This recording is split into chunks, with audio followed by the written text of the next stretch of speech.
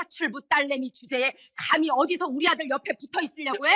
이제 그만 좀 질척거리고 당장 꺼져! 엄마 장례식장 한가운데서 저는 시어머니에게 뺨을 맞고 이혼 서류를 받았습니다.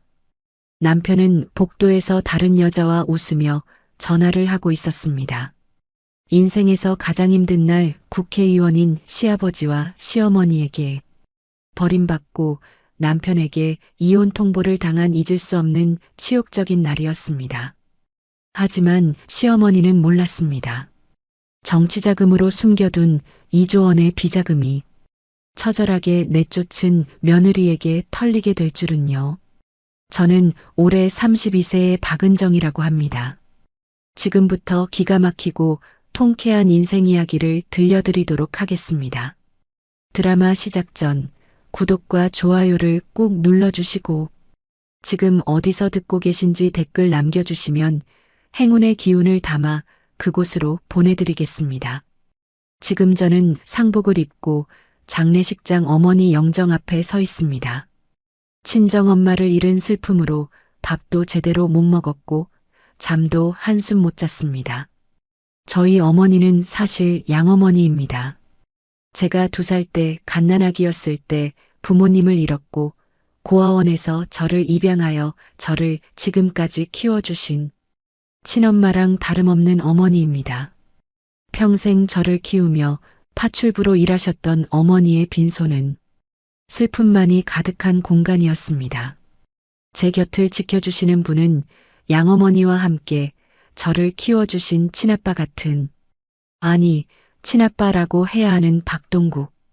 올해 68이시고 아버지는 평생 청소부 일을 하신 분입니다. 굵고 거칠게 갈라진 손마디, 허리가 굽어서 걸을 때마다 온몸으로 힘을 쓰는 것 같은 허리가 굽은 아버지의 뒷모습을 보며 자랐어요. 파출부를 하시는 엄마와 청소일을 하시는 아버지를 둔 가정이라 남들 눈에 변변찮아 보이는 그 손으로 저를 키우셨습니다.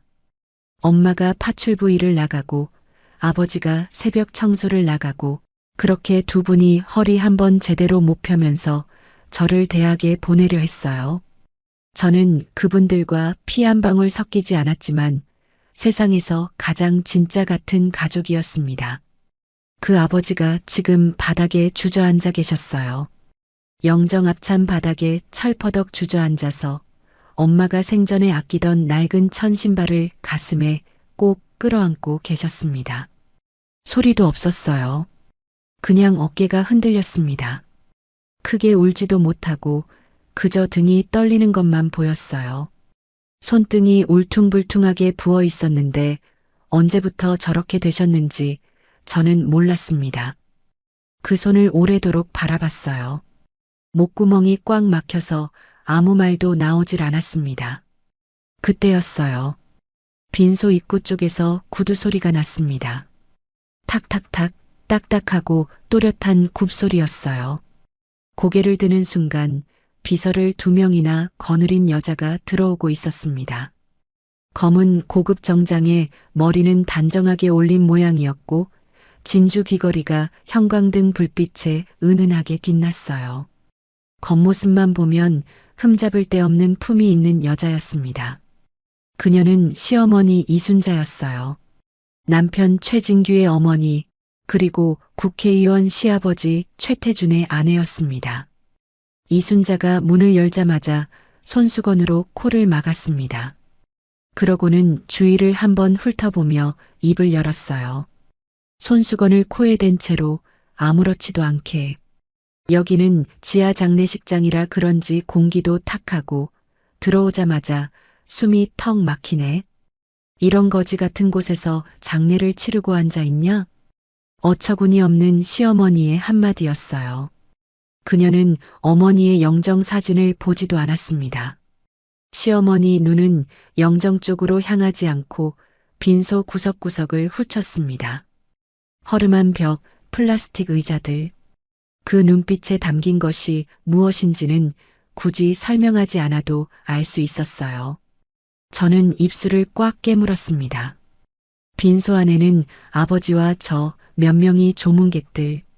그리고 이순자와 비서들 뿐이었습니다. 이순자가 빈소 안으로 걷기 시작했어요. 그러다 바닥에 주저앉은 아버지 곁을 지나치는 순간 발을 멈추지 않았습니다. 그냥 걸어 지나가면서 구두로 아버지 손등을 툭 치고 지나갔어요.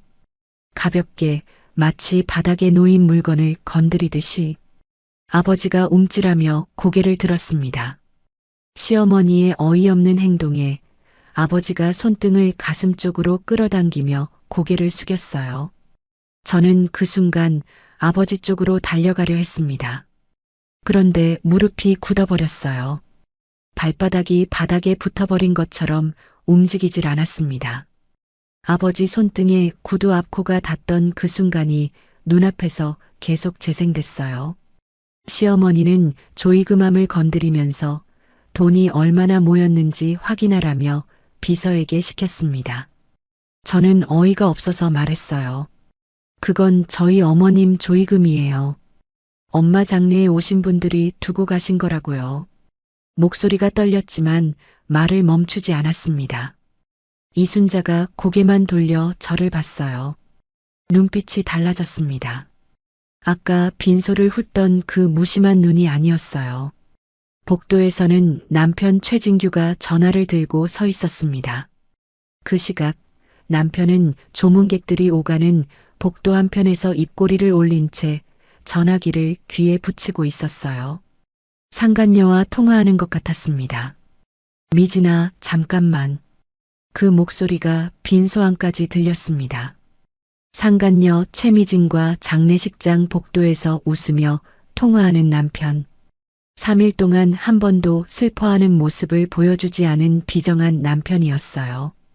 저는 숨을 고르며 아버지 쪽으로 걸어갔습니다. 아버지 팔을 잡으려는 순간 등 뒤에서 이순자 목소리가 다시 들렸어요. 야, 박은정 할애기 있으니까 잠깐 탕비실로 와. 명령이었습니다. 부탁이 아니었어요. 탕비실 문이 닫혔습니다. 형광등 하나가 깜빡이는 좁은 공간이었어요. 플라스틱 의자 2개, 싸구려 커피 자판기, 구석에 쌓인 종이컵.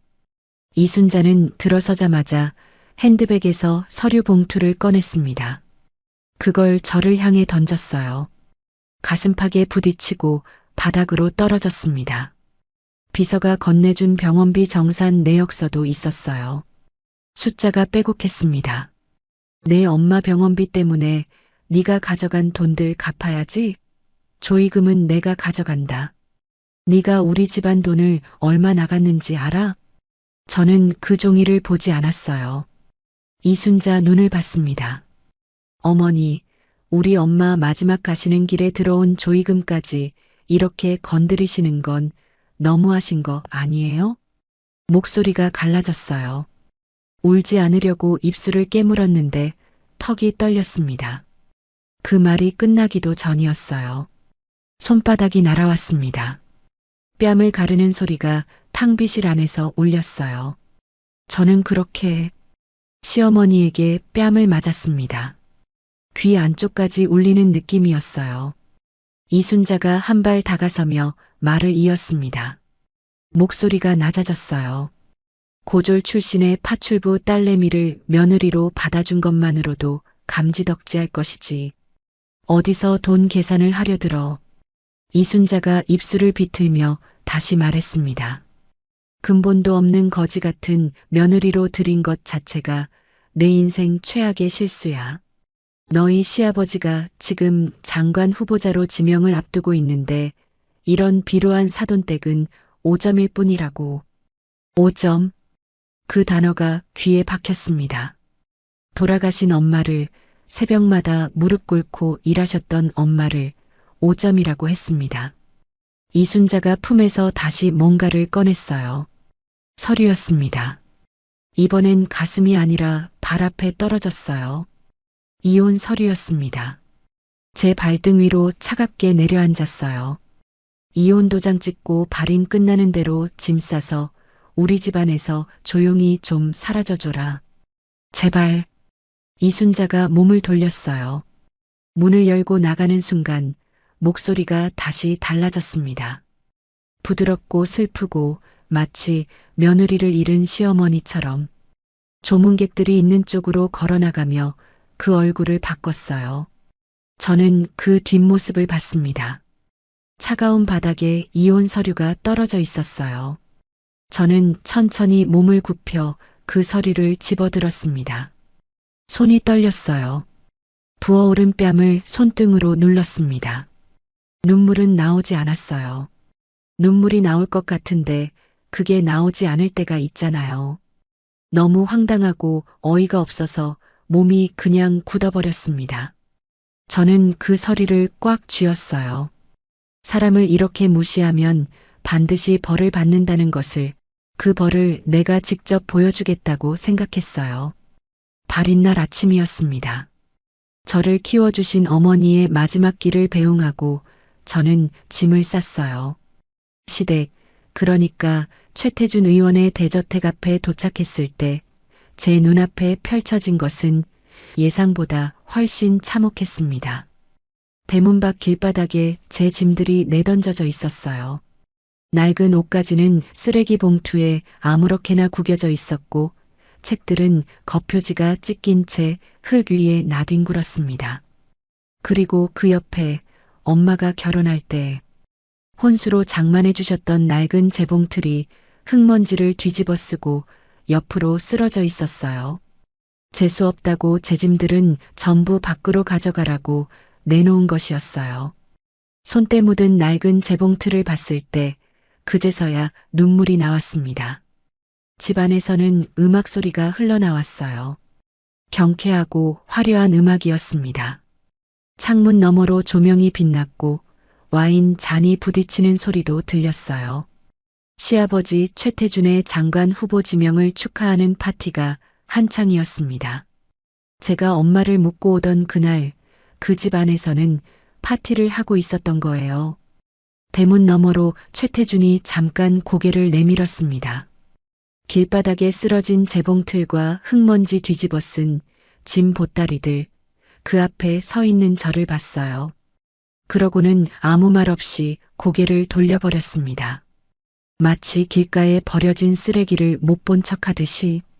그 뒷모습이 어떤 말보다 더 선명하게 제 가슴에 박혔어요. 시댁 대문이 다시 열렸습니다. 이순자가 나왔어요. 제 발 앞에 침을 뱉으며 입을 열었습니다. 어디서 재수없게 유골함을 들고 나란이라는 장관집의 대문을 넘으려 해? 재수없게 소금이라도 뿌려야겠네. 뒤이어 남편 최진규가 나왔어요. 그 옆에는 여자가 있었습니다. 최미진이었어요. 진한 향수 냄새를 풍기며 진규 옆에 바짝 붙어 서 있었습니다. 진규는 그 여자 어깨를 감싸고 서서 저를 내려다봤어요. 3년을 같이 산 남자의 눈이었는데 그 눈 안에 지금은 저는 없었습니다. 거지 같은 집안에서 시집와 가지고 호강을 하려고 기대를 하다니. 우리 집안대를 끊으려 했던 죄를 알아야지. 이제 수준에 맞는 집딸이랑 다시 시작할 거니까 조용히 꺼져줘. 담장 너머로 이웃들이 고개를 내밀었어요. 수군거리는 소리가 들렸습니다. 저는 그 시선들을 받으며 묵묵히 재봉틀을 일으켜 세웠어요. 흙을 손으로 훔쳤습니다. 시어머니 이순자가 도어락 번호를 바꾸는 소리가 났어요. 제가 보는 앞에서 일부러 그렇게 했습니다. 다시는 이 근처에 얼씬도 하지 마. 문이 닫혔어요. 저는 재봉틀을 두 팔로 꽉 안아 트럭 짐칸에 실었습니다. 엄마의 손때가 묻은 그 재봉틀을 최대한 조심스럽게 올렸어요. 아버지가 조수석에 올라타셨습니다. 유골함을 제 무릎 위에 올려놓고 트럭 문을 닫았어요. 시동을 걸었습니다. 장관 후보자가 된 시댁의 저택의 환한 조명이 유리창 너머로 보였어요. 저는 그 빛을 눈에 한번 담고 시선을 앞으로 돌렸습니다. 트럭이 천천히 저택 골목을 빠져나왔어요. 시댁에서 쫓겨나면서 제 짐을 실은 트럭이 저택 골목을 빠져나왔습니다. 아버지는 조수석에서 눈을 감고 계셨어요. 잠든 건지 그냥 눈을 감고 버티는 건지 알 수 없었습니다. 유골함을 꼭 쥔 제 손이 땀으로 축축해졌어요. 백미러 속에서 저택의 환한 조명이 점점 작아졌습니다. 작아지고 작아지다가 이윽고 어둠 속으로 사라졌어요. 저는 앞만 봤습니다. 얼마나 달렸을까요? 어느새 바깥은 완전히 어두워져 있었어요. 국도변 가로등 불빛만 띄엄띄엄 이어지는 길이었습니다. 그때였어요. 앞쪽에서 검은 고급 승용차 2대가 나타나더니 트럭 앞을 가로막았습니다. 급하게 브레이크를 밟자 트럭이 덜컥거리며 섰어요. 아버지가 놀라서 눈을 떴습니다. 저는 유골함을 2팔로 감쌌어요. 트럭 창문을 두드리는 소리가 났습니다. 저는 숨을 참으며 창문을 조금 내렸어요. 어두운 국도변 한밤중에 모르는 차들이 길을 막아섰으니 다리가 떨리는 건 당연한 일이었습니다. 그런데 창문 너머로 보인 얼굴은 예상했던 것과 전혀 달랐어요. 정장을 입은 중년 남자였습니다. 나이는 60 언저리, 눈가에 깊은 주름이 잡혀 있었고 눈빛은 차분했어요. 그 남자가 제 뺨을 봤습니다. 아직 가라앉지 않은 이순자의 손자국이 남아 있었어요. 남자의 손이 천천히 주먹을 쥐었습니다. 안녕하세요. 혹시 박은정 씨 맞죠? 저는 김동민입니다. 국가정보원에서 일하고 있습니다. 은정 씨에게 중요하고 긴급하게 드릴 말씀이 있습니다. 국가정보원. 영화 속에서나 등장하는 그 단어가 제 귀에 들어오는 순간 머릿속이 하얘졌어요. 아버지가 제 팔을 잡았습니다. 저는 김동민이라는 남자를 바라봤어요. 처음 보는 얼굴이었습니다. 그런데 이상하게도 그 눈빛이 낯설지 않았어요.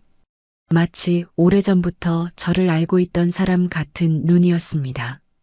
국도변 풀숲에서 바람이 불었고 승용차 헤드라이트 불빛이 우리를 비췄습니다. 김동민이 천천히 입을 열었어요. 오늘 장례식장부터 지켜봤습니다. 더 이상 미룰 수가 없었어요. 그 말에 저는 고개를 들었습니다. 장례식장부터 지켜봤다고요? 그럼 이순자가 탕비실에서 제 뺨을 때리던 것도 길바닥에 짐이 내던져지던 것도 다 봤다는 말이었어요. 그런데 왜 지금까지 아무 말이 없었냐고 묻고 싶었습니다. 그런데 입이 열리지 않았어요. 김동민이 먼저 말을 이었습니다. 30년 동안 이 말을 어떻게 꺼내야 할지 몰랐어요. 그런데 오늘 더 미룰 수가 없었습니다. 저는 그 자리에 서서 그 남자의 말을 들었어요. 한마디 한마디가 귓속으로 들어올 때마다 발밑의 땅이 조금씩 흔들리는 것 같았습니다. 제 친아버지는 사실 국가정보원 요원이었어요. 이름은 박재원, 김동민과 같은 팀에서 일했던 사람이었습니다. 지금 제 앞에 나타난 분이 돌아가신 친아버지의 동료였던 겁니다. 돌아가신 제 친아버지는 30년 전 지금의 시아버지인 최태중과 국정원 사이에서 벌어진 거대한 비자금 거래를 알게 됐어요. 친아버지는 그걸 세상에 드러내려 했습니다. 그리고 그 직후 교통사고로 위장된 죽음을 맞았어요. 친엄마도 그 과정에서 목숨을 잃었습니다. 그때 저는 겨우 2살이었어요. 친아버지와 어머니의 죽음을 목격한 김동민은 저를 지키기 위해 제 신분 기록을 숨겼고 저는 고아원을 거쳐 지금의 아버지와 어머니에게 입양됐다고 했습니다. 복지기관 절차에 따라 자연스럽게 이어진 인연이었지만 그 뒤에 국가정보원에서 일하고 있는 친아버지의 동료 김동민의 도움의 손길이 있었다고 했어요. 저는 하도 어이가 없고 영화처럼 말도 안 되는 일 같아서 말이 나오지 않았습니다. 국회의원 최태준, 시아버지라고 불렀던 그 남자가 자신의 비밀을 고발하려고 했던 제 친부모를 죽인 사람이라는 말이었어요. 3년 동안 시댁에서 밥을 짓고 빨래를 하고 식모처럼 살았던 저의 시댁 식구가 저희 부모님을 해친 원수의 집이었다는 말이었습니다. 너무 어처구니 없는 사실에 놀라서 잠시 주춤하면서 넘어질 뻔했는데 아버지의 동료였던 국가정보원 직원이었던 김동민이 제 팔을 잡았습니다. 시아버지 최태준이 은정 씨를 며느리로 들인 건 은정 씨가 뒷배 없는 고아라서였어요. 이용하다 버리기 딱 좋은 사람이라고 판단한 겁니다. 그 사람은 처음부터 은정 씨를 사람으로 보지 않았어요.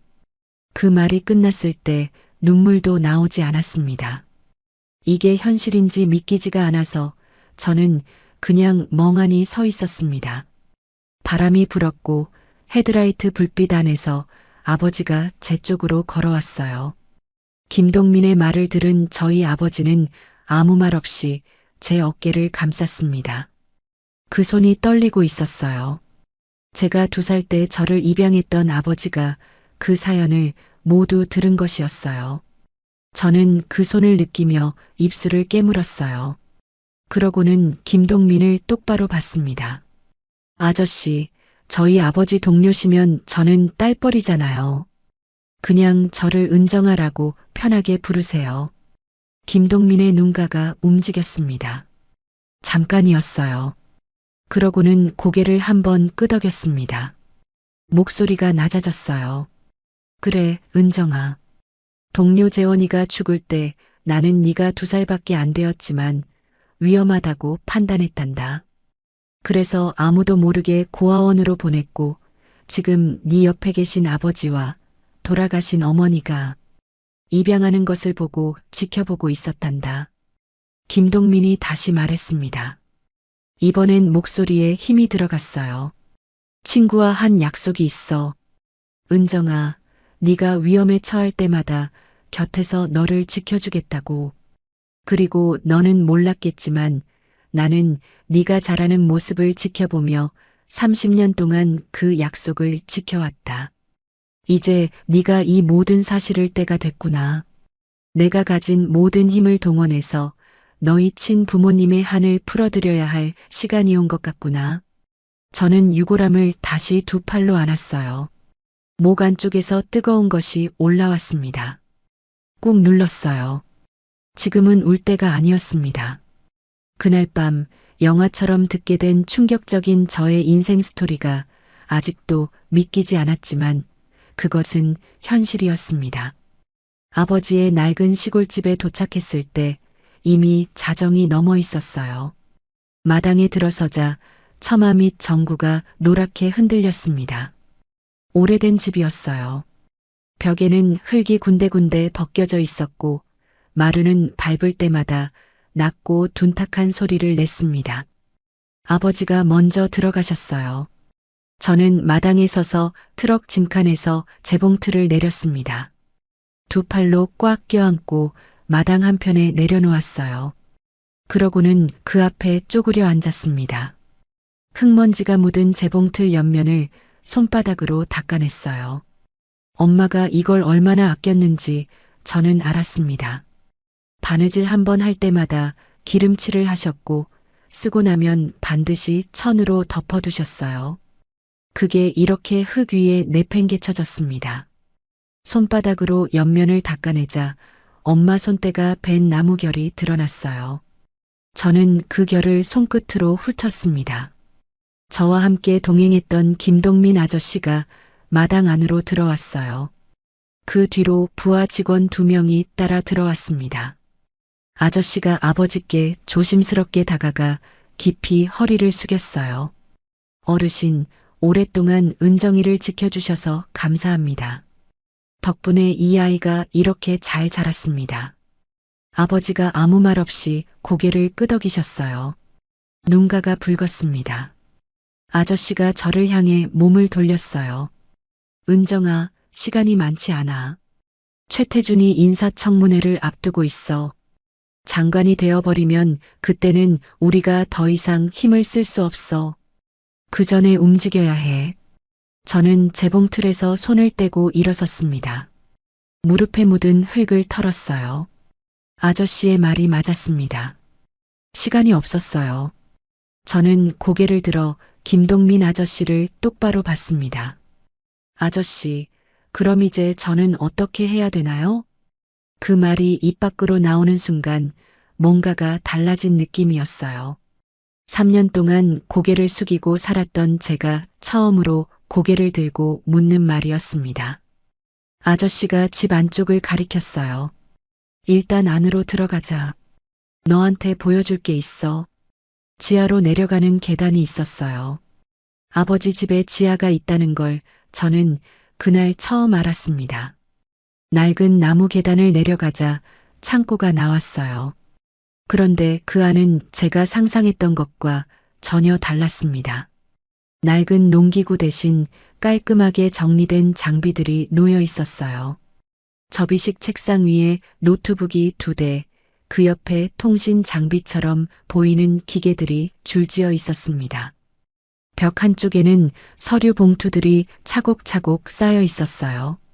아저씨가 말했습니다. 너는 몰랐겠지만 아저씨가 오래전부터 준비해둔 공간이야.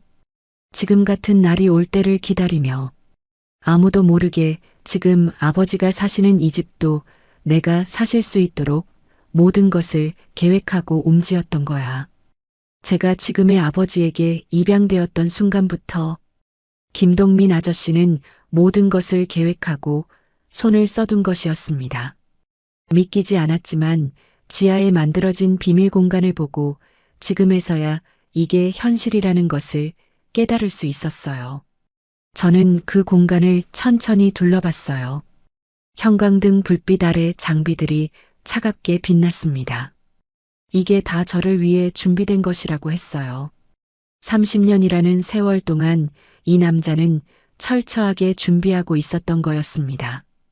상대해야 할 사람이 국회의원이라는 막강한 권력을 가진 사람이었고 정경유착을 통해서 정치인들, 경찰, 검찰 그리고 언론까지 모든 권력형 비리를 가지고 있는 위험한 인물이라 함부로 건드릴 수 없는 사람이었거든요. 아저씨가 책상 위 서류 봉투 하나를 집어들었어요.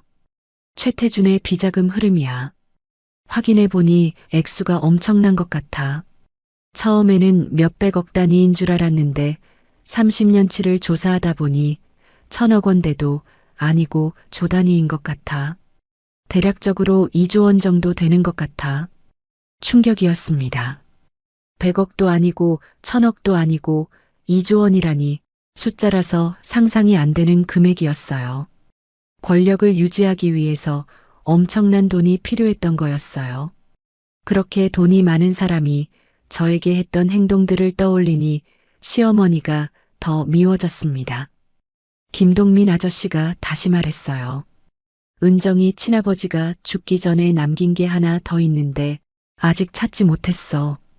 재봉틀이 단서가 된다고 했었는데 다행히 버리지 않고 시댁에서 잘 가지고 왔구나. 재봉틀. 저는 고개를 들었습니다. 마당에 두고 내려온 그 재봉틀이었어요. 아저씨가 저를 봤습니다. 저도 아저씨를 바라봤어요. 계단 위 마당 쪽에서 바람 소리가 들렸습니다. 재봉틀이 거기 있었어요. 재봉틀이 마당 한편에 놓여 있었습니다. 김동민의 말이 끝나자마자 저는 계단을 올라왔어요. 밤바람이 불었고 처마 및 전구가 노랗게 흔들렸습니다. 재봉틀 앞에 쪼그려 앉아 손바닥으로 옆면을 다시 훑었어요. 낮에 흙을 닦아낼 때는 몰랐습니다. 그런데 지금은 달랐어요. 친아버지가 뭔가를 숨겨뒀다고 했으니까요. 손끝에 집중했습니다. 옆면, 아랫면, 뒷면을 차례로 더듬었어요. 그러다 하단 안쪽 모서리에서 손가락이 멈췄습니다. 재봉틀의 아주 작은 틈으로 부품이 만져지는 곳이었어요. 눈으로는 보이지 않는 자리였습니다. 손톱 끝으로 눌렀어요. 뭔가가 조금 밀렸습니다. 숨을 참고 손가락을 더 깊이 넣었어요. 납작하고 딱딱한 것이 손끝에 닿았습니다. 천천히 꺼냈어요. 낡은 천 조각으로 감싸인 작고 납작한 금속 조각이었습니다. 전구 불빛 아래서 들여다봤어요. 손톱만 한 크기였습니다. 김동민이 제 옆에 쪼그려 앉았어요. 그 금속 조각을 보더니 눈을 감았다 떴습니다. 은정아, 드디어 이걸 찾았구나. 너희 시아버지 최태준에게 복수하려고 벌써 30년을 기다려왔는데 결국 너 때문에 최태준에게 복수할 수 있는 그 열쇠를 찾게 되었어. 저는 그 조각을 손바닥 안에 꼭 쥐었어요. 친아버지가 죽기 전에 숨겨둔 것이라고 했습니다. 이 작은 것 안에 무엇이 들어있는지 아직 몰랐어요. 그런데 손바닥이 뜨거워지는 느낌이었습니다. 아버지가 마루 끝에 서서 저를 내려다보고 계셨어요. 아무 말씀이 없으셨습니다. 저는 아버지 얼굴을 올려다봤어요. 아버지 눈가가 젖어 있었습니다. 저는 그제서야 알았어요. 아버지는 이미 알고 계셨던 겁니다.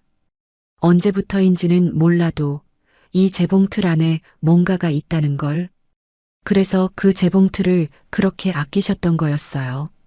길바닥에 내던져졌을 때도 제가 두 팔로 안고 온 것도 어쩌면 아버지가 바라셨던 일인지 몰랐습니다. 아버지, 언제부터 아셨어요? 아버지가 마루 끝에 걸터 앉으시며 말씀하셨어요. 목소리가 낮고 느렸습니다. 동민 씨가 너 입양되고 얼마 안 돼서 아빠한테 찾아왔었다. 은정이가 자라는 동안 그 재봉틀은 절대 버리지 말라고 했어. 언젠가 은정이가 직접 찾을 거라고. 저는 손 안의 금속 조각을 다시 내려다봤습니다. 아버지가 30년 동안 그 말 한마디를 가슴에 품고 이 재봉틀을 지키셨던 거예요. 가난한 살림에도, 이사를 할 때도, 힘든 시절에도 그 재봉틀만큼은 버리지 않으셨습니다. 엄마가 돌아가시던 날까지 그 재봉틀 덮개를 직접 씌워두셨던 것도 이제야 이해가 됐어요. 목구멍이 뜨거워졌습니다. 꾹 눌렀어요. 지하 창고로 다시 내려갔습니다. 아저씨가 노트북을 열었어요. 금속 조각으로 보이는 USB를 연결 단자에 꽂자 화면이 깜빡였습니다. 잠시 후 숫자와 문서들이 쏟아져 나왔어요. 김동민이 화면을 들여다보며 입술을 꽉 다물었습니다. 저도 화면을 봤어요. 계좌번호, 날짜, 이름들이 빼곡했습니다. 김동민이 손가락으로 화면 한 곳을 짚었어요. 최태준이 대기업 회장과 주고받은 비자금 장부야. 금액이 무려 2조 원이야. 너희 친아버지가 이 사실을 추적하고 공개하려다가 국회의원 최태준과 공모하는 세력, 특히 국가정보원 내에도 부패한 세력들과 결탁해서 부패 사실을 공개하려던 너희 친아버지를 죽음으로 내몬 것이지. 그리고 여기, 이게 결정적이야. 화면 한쪽에 음성 파일이 있었어요. 김동민이 재생 버튼을 눌렀습니다.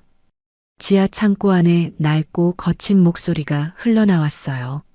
30년 전 녹음이었습니다. 잡음이 섞여 있었지만 내용은 또렷했어요. 최태준의 목소리였습니다. 아버지가 죽기 전에 숨겨둔 녹음 파일이었습니다. 국가정보원 박재원을 처리해야 우리가 살 수 있어. 라는 시아버지의 목소리가 뚜렷하게 녹음이 되어 있었습니다. 범죄 혐의를 밝힐 수 있는 중요한 증거 자료였어요. 저는 그 자리에 굳어버렸어요. 처리해. 라고 하는 그 말이 귓속에서 울렸습니다. 박재원.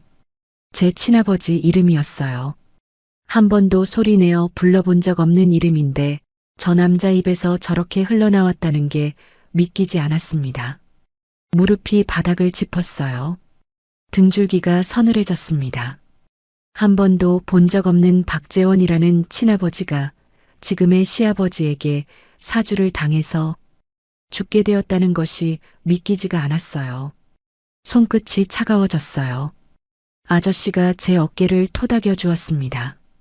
은정아, 저 공룡 같은 괴물들을 무너뜨리려면 지금 여기서 먼저 우리가 무너지면 안 돼. 그 말에 저는 이를 악물었어요. 무릎을 일으켰습니다. 손이 떨렸지만 화면에서 눈을 떼지 않았어요. 친아버지가 이걸 목숨 걸고 남겼습니다. 엄마의 재봉틀 안에 숨겨뒀어요. 그 두 분이 어떻게 돌아가셨는지 이제 알았습니다. 그렇다면 내가 해야 할 일도 분명했어요. 저는 화면을 바라보며 입술을 꾹 다물었습니다. 김동민 아저씨가 의자를 당겨 앉으며 말했어요. 은정아, 네가 3년 동안 그 집에서 어떻게 버텼는지 나는 다 봤어. 그리고 내가 몰래 너에게 보내주었던 자료들과 정보 지식들은 이미 다 파악한 것 같은데 맞니? 저는 고개를 들었습니다. 그 말이 무슨 뜻인지 금방 알았어요. 시댁에서 식모처럼 구박받던 3년 동안 밤마다 혼자 공부했던 것들이었습니다. 누군가 익명으로 보내주는 교육 자료가 있었어요. 처음엔 누가 보내는지 몰랐습니다. 컴퓨터 보안, 정보 분석, 자료 추적 방법들이었어요. 그 자료들이 처음 도착했던 날이 떠올랐습니다.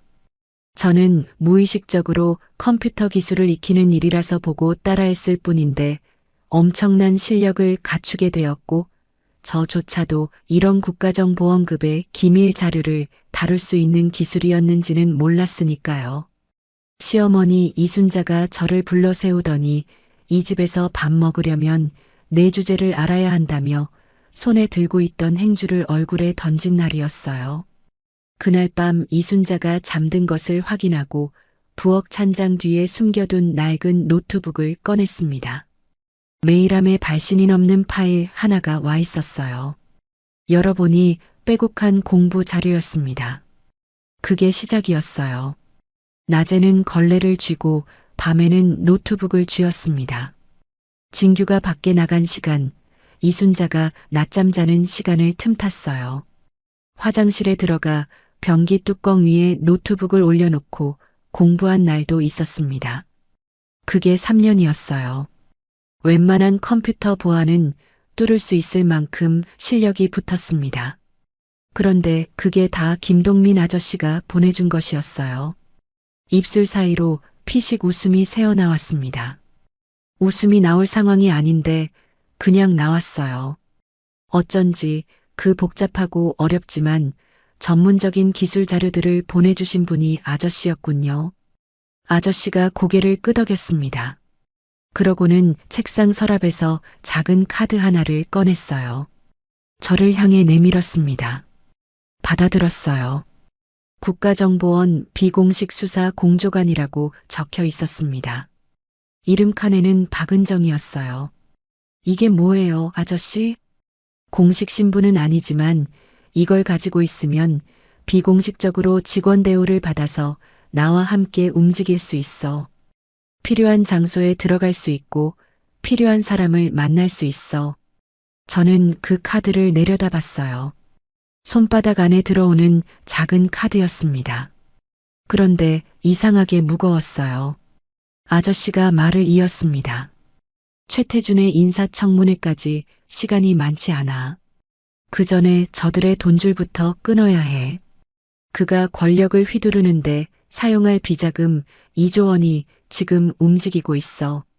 마지막 세탁 단계야. 상상할 수 없는 돈이고 그 돈의 힘은 우리가 감당할 수 없을 만큼 강할 거야. 2조 원. 그 숫자가 머릿속에서 굴러다니는 느낌이었어요. 제 친부모의 목숨값이 그 안에 있었습니다. 아버지가 평생 청소부 일을 하며 모은 돈으로도 평생 닿을 수 없는 숫자였어요. 그 돈을 시아버지 최태준은 30년 동안 아무렇지도 않게 쥐고 살았던 겁니다. 저는 카드를 손에 쥔 채 화면을 다시 봤어요. 이순자 사진이 떠 있었습니다. 구청 앞에서 찍힌 사진이었어요. 아저씨가 화면을 가리키며 말했습니다. 비자금 세탁의 마지막 통로가 이순자야. 구청 예산을 빼돌리는 방식으로 최태준을 기획재정부 장관으로 만들기 위해서 모든 힘을 밀어붙이고 있어. 기획재정부 장관이 되면 더 이상 우리가 힘을 쓸 수 없는 높은 자리에 올라가서 복수를 할 수가 없어. 우리는 지금 시어머니 이순자를 먼저 잡아야 해. 이순자. 탕비실에서 제 뺨을 때렸던 그 손이 떠올랐어요. 엄마 장례식 날 조이금함을 통째로 들고 나가던 그 뒷모습이 떠올랐습니다. 아버지 손등을 구두 앞코로 툭 치고 지나가던 그 발이 떠올랐어요. 저는 화면 속 이순자 얼굴을 바라봤습니다. 손에 쥔 카드가 손바닥에 파고드는 느낌이었어요. 어떻게 접근하면 됩니까, 아저씨? 아저씨가 입꼬리를 조금 올렸어요. 처음 보는 표정이었습니다. 이순자는 자기가 누를 수 있다고 생각하는 사람 앞에서 방심해. 은정아, 네가 비참한 전처로 나타나면 그 여자는 반드시 걸려들어. 비참한 전처. 그 말이 귀에 들어왔어요. 저는 잠깐 생각했습니다. 이순자 눈에 저는 이미 길바닥에 버려진 사람이었어요. 고졸 출신 파출부 딸내미, 짐짝처럼 쫓겨난 전 며느리. 그 눈빛이 오히려 무기가 될 수 있다는 말이었습니다. 저는 고개를 들었어요. 할 수 있습니다, 아저씨. 목소리가 떨리지 않았어요. 3년 동안 고개를 숙이며 살았던 제가 처음으로 똑바로 서서 하는 말이었습니다. 김동민이 저를 봤어요. 눈가에 주름이 깊어졌습니다. 그게 웃음이라는 걸 알았어요. 김동민이 노트북을 덮으며 말했습니다. 내일 오전 10시야. 이순자가 구청 근처 카페에 나와. 은정아, 준비해. 저는 카드를 가슴 주머니에 넣었어요. 차갑고 납작한 감촉이 가슴팍에 닿았습니다. 지하 창고 형광등이 윙윙거렸어요. 저는 계단을 올려다봤습니다. 위쪽 마당에서 아버지가 내려다보고 계셨어요. 아버지 손에 엄마의 낡은 천 신발이 들려 있었습니다. 장례식장에서 가슴에 꼭 안고 오셨던 그 신발이었어요.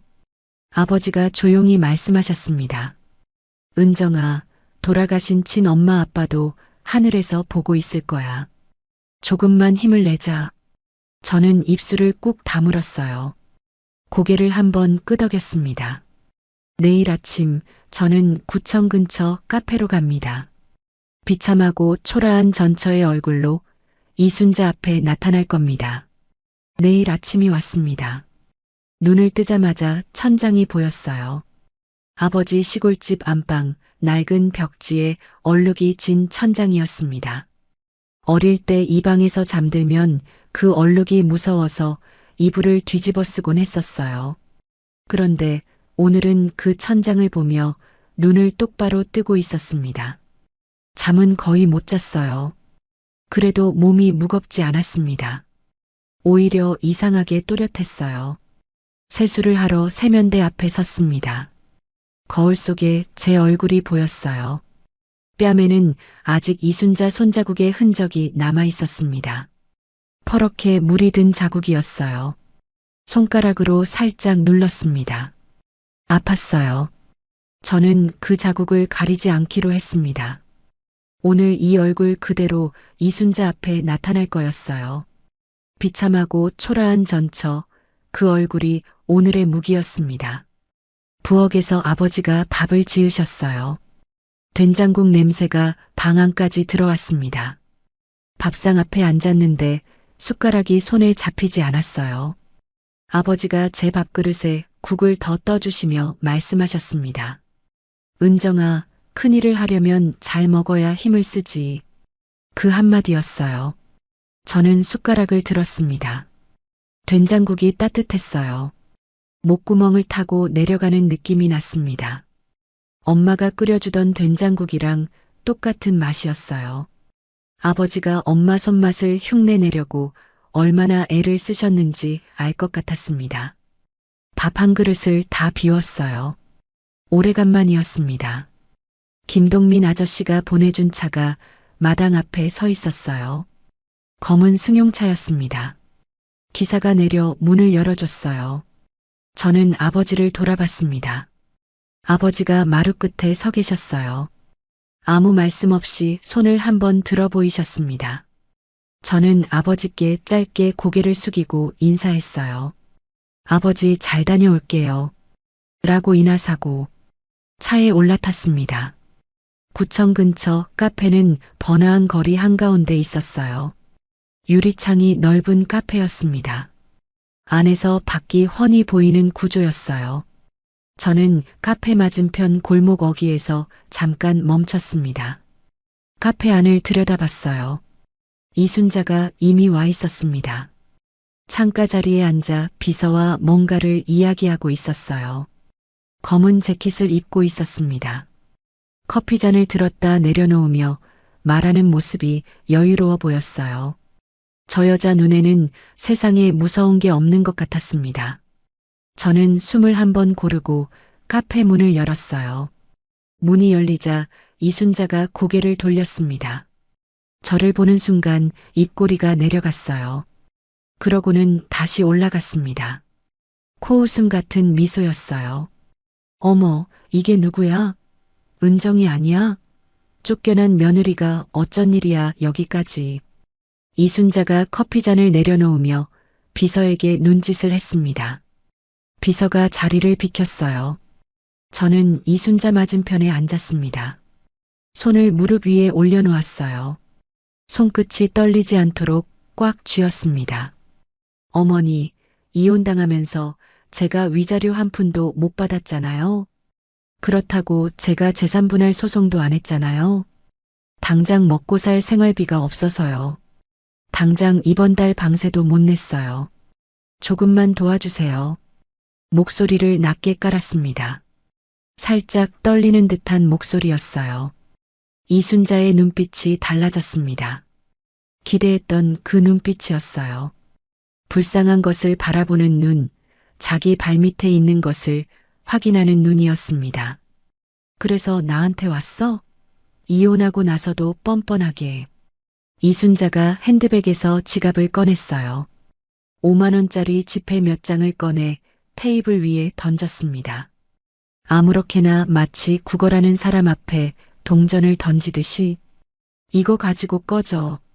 다시는 내 근처에서 얼씬도 하지 말고. 저는 그 지폐를 내려다봤어요. 손을 뻗어 집으려다 일부러 손을 떨었습니다. 지폐 2장이 바닥으로 떨어졌어요. 허둥지둥 몸을 숙여줍는 척했습니다. 그 순간이었어요. 이순자의 핸드백이 의자 등받이에 걸려 있었습니다. 몸을 숙인 채 손가락을 뻗었어요.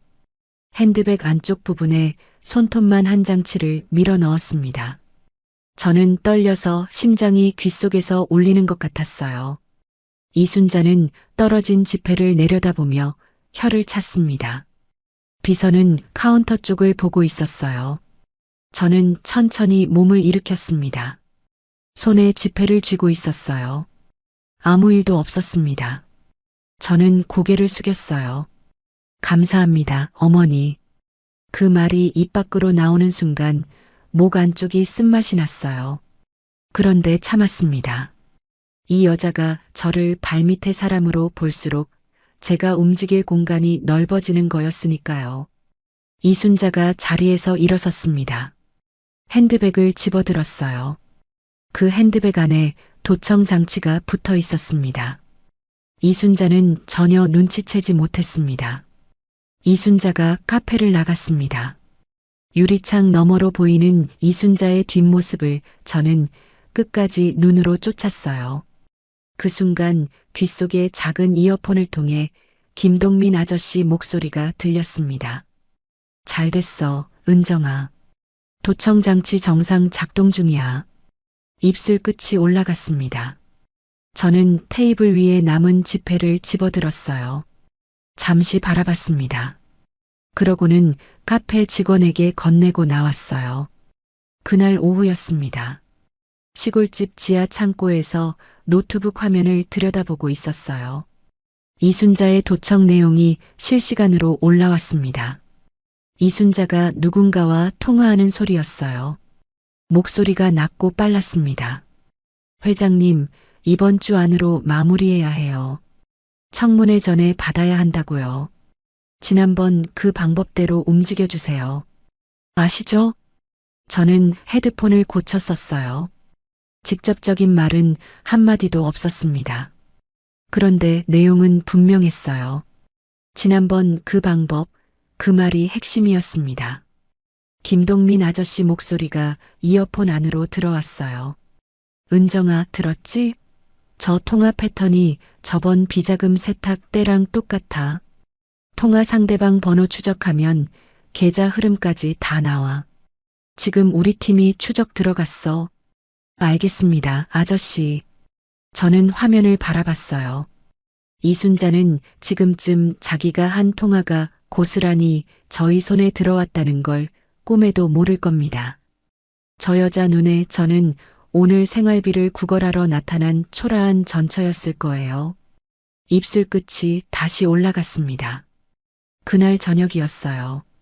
김동민 아저씨가 조용히 말했습니다.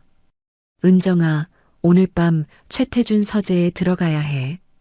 이순자가 숨겨둔 실물 장부 원본이 거기 있어.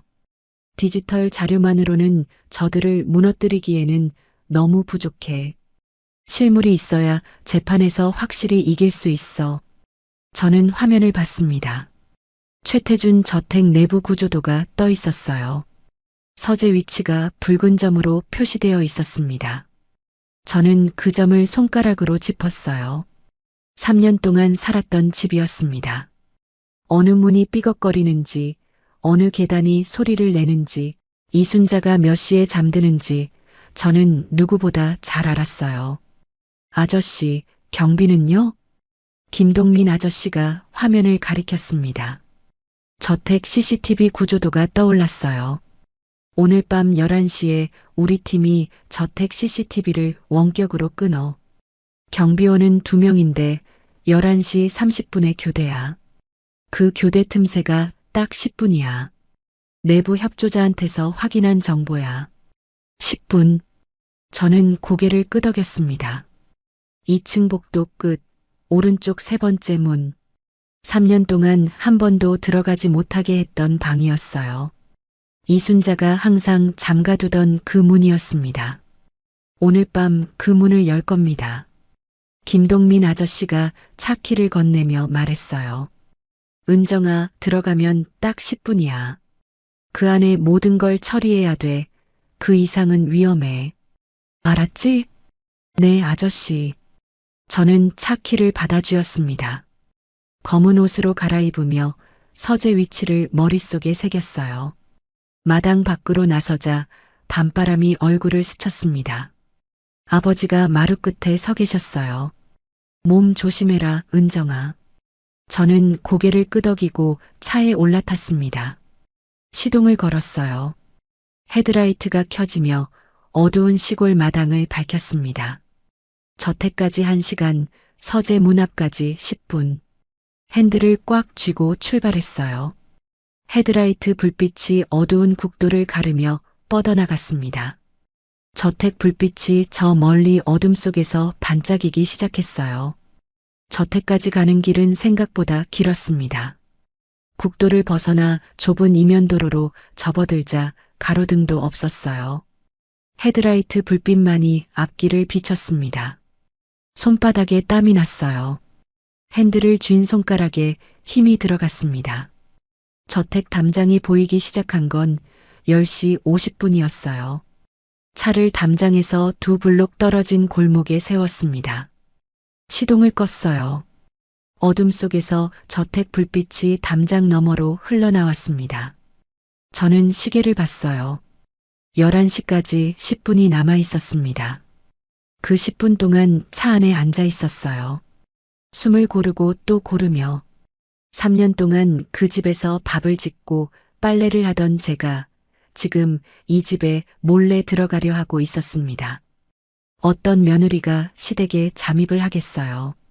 그런데 저는 그 집이 처음부터 원수의 집이었다는 걸 이제 알았습니다. 귓속 이어폰에서 김동민 아저씨 목소리가 들렸어요. 은정아, CCTV 지금 끊었어. 11시 30분 교대 전까지 움직여. 저는 재빠르게 움직였습니다. 차 문을 조용히 열었습니다. 밤 공기가 차가웠어요. 검은 옷이 어둠 속에 녹아드는 느낌이었습니다. 담장을 따라 걸었어요. 3년 동안 드나들던 쪽문 위치를 알았습니다. 예전에 장을 보고 돌아올 때 무거운 짐을 들고 정문 대신 쪽문으로 들어오곤 했던 그 문이었어요.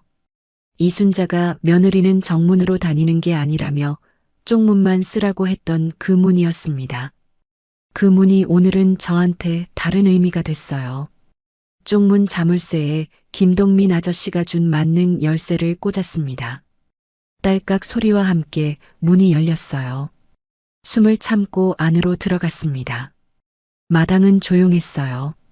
경비원 2명이 정문 초소에 있을 거였습니다. 저는 담장 그늘을 따라 움직였어요. 발을 디딜 때마다 자갈 소리가 날까봐 발끝으로만 걸었습니다. 본관 건물 쪽으로 이동했어요. 현관 옆 작은 창문, 예전에 잠금이 헐거웠던 그 창문이었습니다. 손바닥으로 살짝 밀었어요. 그대로 열렸습니다. 3년 동안 아무도 고치지 않은 거였어요.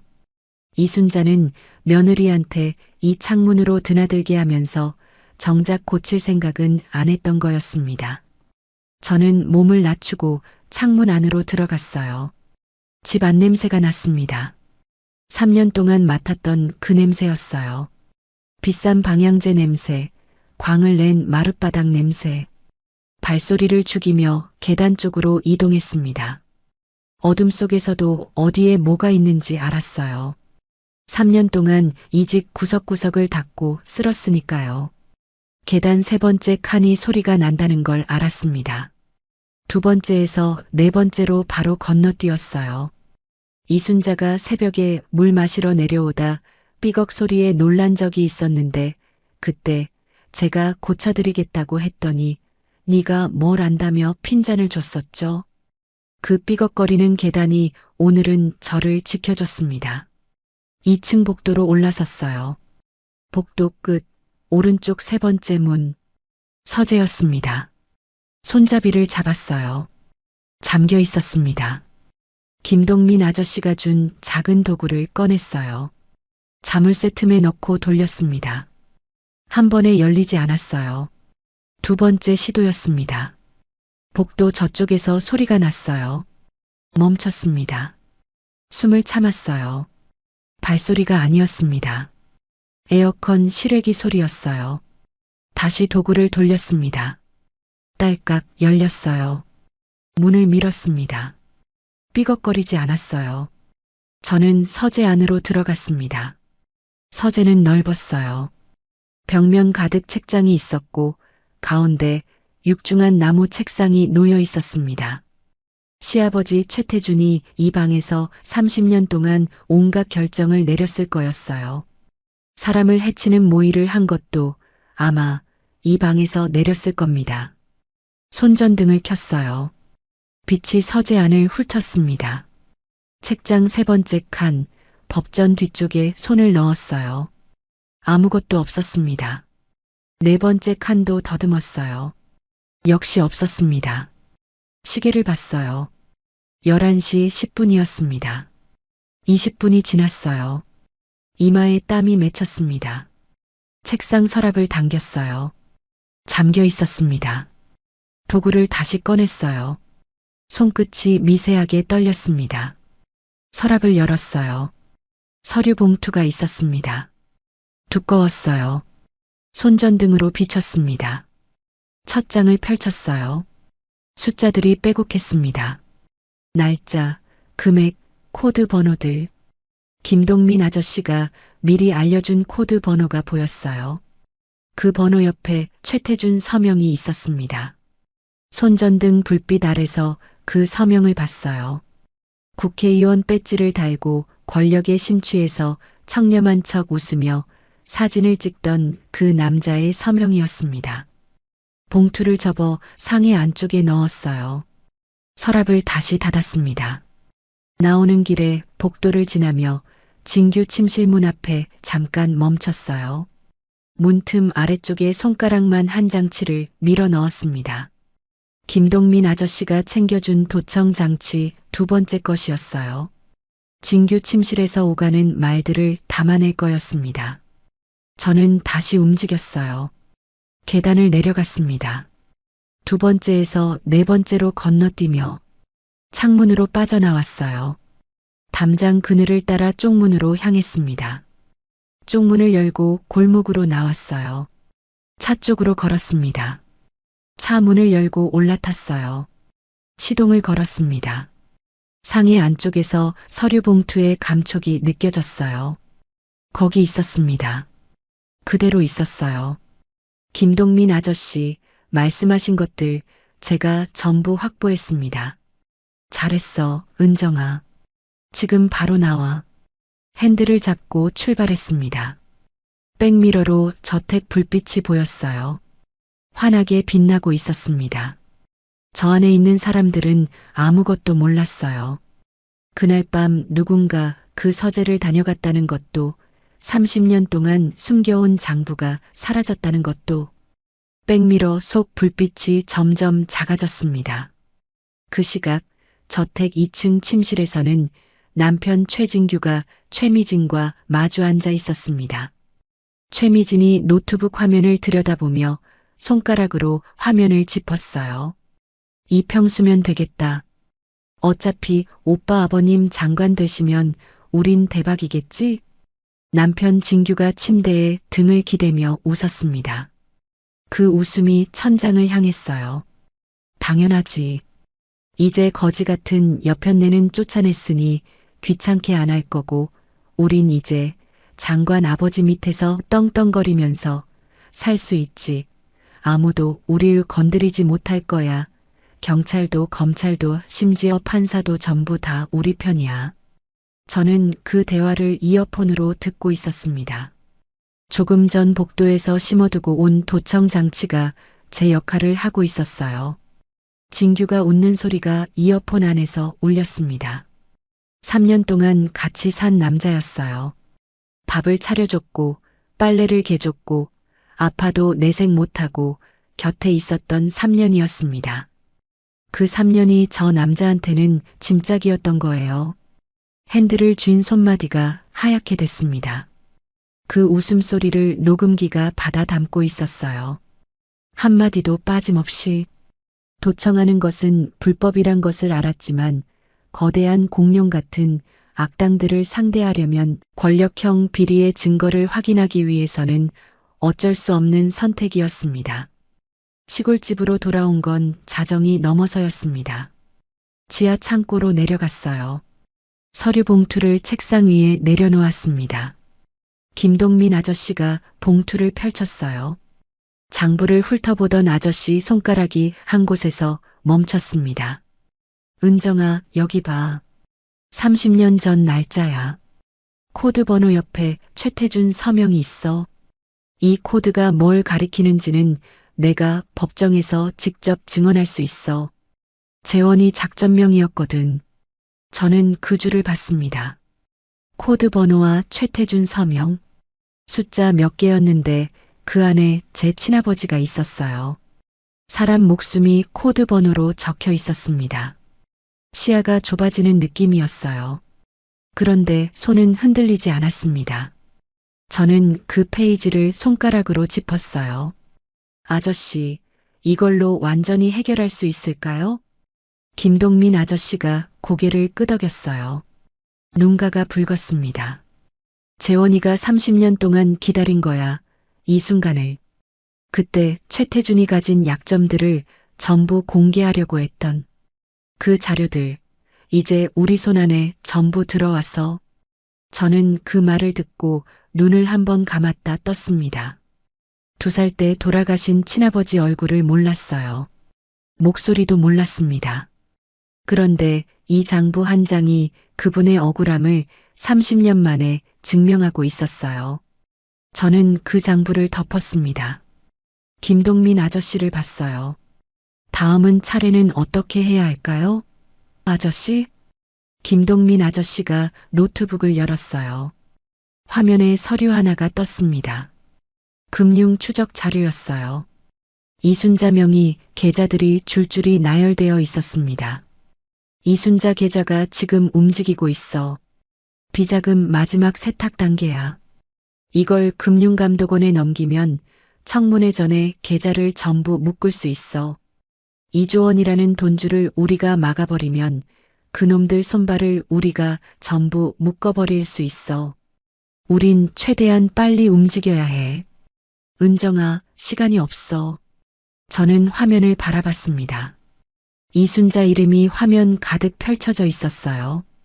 탕비실에서 제 뺨을 때리던 그 손이 이 계좌들을 쥐고 있었던 거였습니다. 아버지 손등을 구두 앞코로 툭 치고 지나가던 그 발이 이 돈 위에 서 있었던 거였어요. 저는 자리에서 일어섰습니다. 김동민 아저씨가 서류 봉투를 건넸어요. 금융감독원 제출용 서류였습니다. 받아들었어요. 봉투가 손바닥 안에서 묵직하게 느껴졌습니다. 계단 위쪽에서 아버지가 기침 소리를 내셨어요. 저는 천장을 올려다봤습니다. 아버지가 거기 계셨어요. 엄마 유골함도 거기 있었습니다. 두 분이 거기서 기다리고 있었어요. 저는 봉투를 가슴에 꼭 안았습니다. 다음 날 아침 일찍 금융감독원에 서류를 넘겼습니다. 김동민 아저씨가 미리 연락해둔 담당자였어요. 회의실 문이 닫히고 서류 봉투가 담당자 손에 넘어가는 순간 저는 그 방을 나왔습니다. 복도 창문 너머로 햇살이 들어왔어요. 아침 햇살이었는데 그날따라 유독 차갑게 느껴졌습니다. 이제 저들이 휘두를 수 있는 강력한 무기인 돈줄을 막아놓고 그 다음은 기다리는 일이었습니다. 며칠이 지났어요. 김동민 아저씨한테서 연락이 왔습니다. 목소리가 낮고 단단했어요. 은정아, 금융감독원이 움직였어. 이순자 명의 계좌가 전부 다 털린 것 같아. 아마 자금 집행을 전혀 하지 못할 거야. 이르면 오늘 오후야. 저는 노트북 화면을 바라봤습니다. 이순자가 그 사실을 아직 모른다는 게 중요했어요. 저들이 눈치채기 전에 한 발 더 움직여야 했습니다. 그 시각 이순자는 자택 거실에서 핸드폰을 귀에 붙이고 있었어요. 이순자가 믿는 측근 비서였습니다. 비서가 보고했어요. 아까 은행에서 확인했는데 이체 완료됐다고 합니다. 사모님. 이순자가 소파에 등을 기대며 눈을 감았습니다. 이순자의 입꼬리가 올라갔어요. 그 비서는 오래전부터 김동민 아저씨 팀이 포섭해둔 사람이었습니다. 이순자는 방심을 했는지 그 사실을 전혀 몰랐어요. 핸드폰을 내려놓으며 최미진을 불렀습니다. 목소리가 들떠 있었어요. 미진아, 오늘 나랑 백화점 가서 쇼핑이나 하자. 저는 시골집 지하 창고에서 그 통화를 듣고 있었어요. 이순자의 목소리가 이어폰 안에서 울렸습니다. 저는 김동민 아저씨를 봤어요. 아저씨가 고개를 끄덕였습니다. 은정아. 이순자가 백화점에 쇼핑을 간대 우리 국가정보원팀이 백화점 보안 시스템에 미리 접근해뒀어. 시어머니가 백화점에서 움직이는 걸 이제 우리가 실시간으로 볼 수 있어. 백화점 명품관은 번화가 한복판에 있었습니다. 유리와 대리석으로 된 넓은 공간이었어요. 진열장마다 조명이 쏟아졌고 직원들은 하얀 장갑을 끼고 서 있었습니다.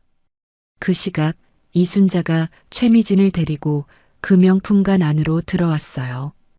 2조 원이나 되는 엄청난 재산을 소유한 사람이 쓰는 카드는 한도가 없는 무한도 카드였어요.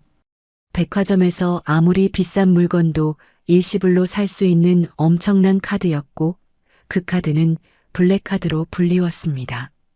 쇼핑을 즐기려는 이순자는 누구보다 당당한 모습으로 쇼핑 산매경에 빠졌습니다. 검은 재킷에 진주 귀걸이, 걸음걸이부터 달랐습니다. 자기가 세상의 주인인 것처럼 걷는 사람 특유의 걸음이었어요. 직원이 다가와 인사를 했습니다. 이순자는 진열장 앞에 서서 다이아몬드 목걸이를 하나 골랐어요. 직원이 꺼내 보여줬습니다. 이순자가 손에 들고 조명 아래서 이리저리 돌려봤어요. 최미진이 옆에서 탐스럽다며 맞장구를 쳤습니다. 이순자가 핸드백에서 검은색 블랙카드를 꺼냈어요. 의기양양하게 내밀었습니다. 이순자는 가격도 묻지 않고 직원에게 카드를 내밀었어요. 이걸로 결제해줘. 네. 고객님 8천만 원입니다. 결제하겠습니다. 직원이 카드를 받아 단말기에 꽂았습니다. 잠시 기다렸어요. 직원 얼굴이 굳었습니다. 한 번 더 시도했어요. 역시 안 됐습니다. 직원이 조심스럽게 입을 열었어요. 죄송합니다, 고객님. 이 카드는 거래가 정지된 카드로 나옵니다. 이순자의 얼굴이 놀라서 하얗게 변했어요. 그럴 리가 없어. 그거 한도 없는 블랙카드야. 다시 해봐. 세 번째 시도였습니다. 결과는 같았어요. 이순자 얼굴이 굳기 시작했습니다. 핸드백에서 다른 카드를 꺼냈어요. 두 번째 카드도 마찬가지였습니다. 세 번째 카드도 안 됐어요. 이순자가 카운터를 손바닥으로 내리치며 소리를 높였습니다. 카드 시스템이 고장난 거야. 기계 오류 아니야? 장난치나. 내가 누군지 알고 그래? 여기 담당 지점장 불러. 당장. 매장 안 손님들이 고개를 돌렸어요. 직원들이 서로 눈빛을 주고받았습니다. 명품관을 관리하는 지점장이 종종 걸음으로 나타났어요. 이순자가 지점장 앞에서 카드를 흔들며 말했습니다. 내가 누군지 알아? 최태준 의원 부인이야. 곧 기획재정부 장관이 될 사람이라고. 그런데 카드가 정지돼? 이게 말이 돼? 지점장이 허리를 굽히며 말했어요. 고객님, 저희 쪽 문제가 아니라 사용하시는 카드 계좌 자체에 동결이 걸려 있습니다. 저희가 해드릴 수 있는 부분이 없어요. 동결? 그 단어가 이순자 귀에 박혔을 겁니다. 얼굴이 창백해졌어요. 그 순간이었습니다. 명품관 입구 쪽에서 정장을 입은 사람들이 들어왔어요. 금융감독원 수사관들이었습니다. 그 뒤로 검찰 수사관들도 따라 들어왔어요. 김동민 아저씨가 미리 연락해둔 타이밍이었습니다. 수사관 한 명이 이순자 앞에 신분증을 내밀었어요. 이순자 씨, 검찰입니다. 불법 비자금 은닉 혐의로 저희와 동행해 주셔야겠습니다. 이순자가 놀라서 입을 쩍 벌리면서 뒤로 한 발 물러섰습니다. 최미진이 핸드백을 끌어안으며 옆으로 비켜섰어요. 이순자가 수사관 팔을 뿌리치며 소리를 질렀습니다. 너희들 내가 누군지 알아? 나 이순자야. 내가 누군지 알고 이래? 내 남편이 장관이 될 사람이라고. 매장 안이 조용해졌어요. 손님들이 다 보고 있었습니다. 직원들도 멈춰 서 있었어요. 이순자가 발을 동동 구르며 지점장을 향해 소리쳤습니다. 야, 백화점에서 이 금감원하고 검찰에서 여기까지 와서 창피를 준다는 게 말이 돼? 여기 이 사람들 당장 내보내. 기자들 부르고 내가 가만 안 둘 거야. 그런데 아무도 움직이지 않았어요. 수사관들이 이순자 양옆에 섰습니다.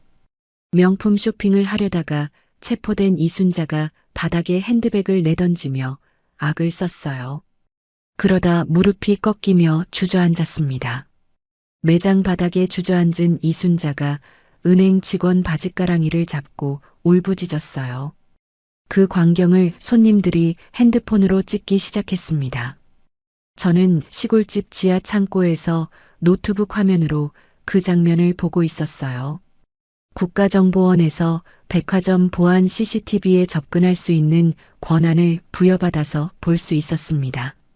시어머니 이순자가 바닥에 주저앉아 울부짖는 모습이 화면 안에 있었습니다. 저를 키워준 양어머니 장례식장에서 제 뺨을 때리던 그 손이 지금 바닥을 짚고 있었어요. 엄마 마지막 가시는 날 병원비 갚으라면서 조의금을 통째로 들고 나가던 그 사람이었어요. 손끝이 저렸습니다.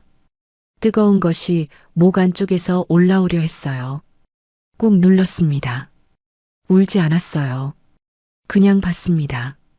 끝까지 봤어요. 금융감독원에 제출한 증거 파일들이 모두 인정이 되었고 경찰과 검찰이 동시에 움직였습니다. 그 시각 최태준 저택과 이순자 구청 사무실에도 국세청 요원들이 들이닥쳤습니다.